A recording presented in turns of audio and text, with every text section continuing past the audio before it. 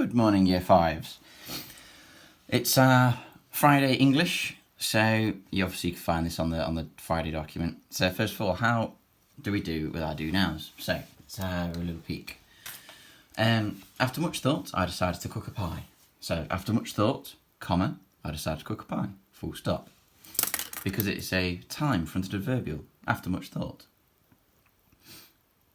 Could it actually? Well, actually, it's reason, isn't it? Thinking about that. Why have you decided to cook a pie? Because I had much thought. Maybe it's a bit of a combo. Maybe it's a bit of a time and a reason. The sword's handle glistened in the sunlight, but its blade sent fear down my spine. So the sword's handle, apostrophe S, because it's singular possessive. The handle belongs to the sword, and this is what catches you out when you write. You can spot most of you are spotting singular possessive apostrophes when it's people. But items can belong to other items. So like that, the noun belongs to that noun, doesn't it? It's the handles. It's the sword's handle.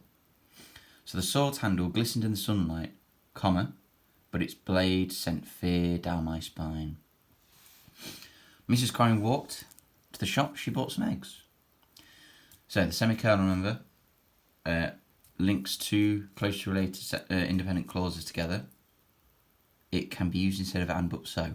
So Mrs. Corin walked. That doesn't make sense, does it? It should go after shops. Mrs. Corin walked to the shops. She bought some eggs.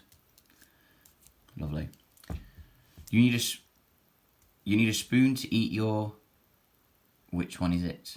So remember, I think I told you this in our spellings.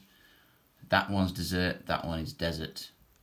Dessert, because it has two S's. You want 2 scoops of ice cream. That's how I remember it. 2 scoops, 2 S's. And I've done it again. And then the anagrams. Now, unfortunately, I'm starting to get very lost in my notepad that I'm using for all of our work. So, your anagrams, have a little look. I'm going to give you a bit of time to have a look. Oh, they're the ones I've made for this week. I need to write these down in a clearer place. So, trying to think myself. Oh, I know what it is. That first one is knuckle. I know what they are. It's the silent letters. So that first one is knuckle because it starts with a K. And the second one is autumn. I actually I worked those ones out. I know I've made them, so I should know. But I worked those out. Knuckle and autumn. Word types. So we're looking at subjects and verbs this week. So my cake arrived. So your cake is the subject, arrive is the verb. Dave cried. Dave is the subject, cried is the verb. The keys didn't fit. The keys are the main part of that sentence. That's why you're making the sentence. It's about the keys. So that's the subject. And fit is the verb. Lovely. Right. Today is your best write. I have to say, through this week, I've still been receiving newspaper articles, which is really nice to see. I'm enjoying reading them. I understand. It's a little trickier writing at home for many reasons. You're not in class, so you're not hearing ideas. You've not got me and Mrs. Croft in your ear just saying, oh, have a look at that sentence, give me a bit more. You've not got ideas bouncing around the room from other people. But it's interesting to see what can you write on your own, okay?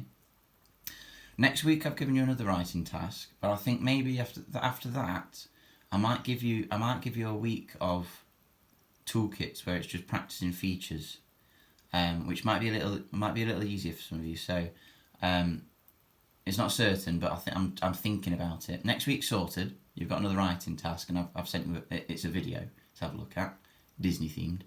But I think maybe the week after that we'll do a week of toolkit sessions. And it's just practicing doing different things, matching things up, creating sentences using these things.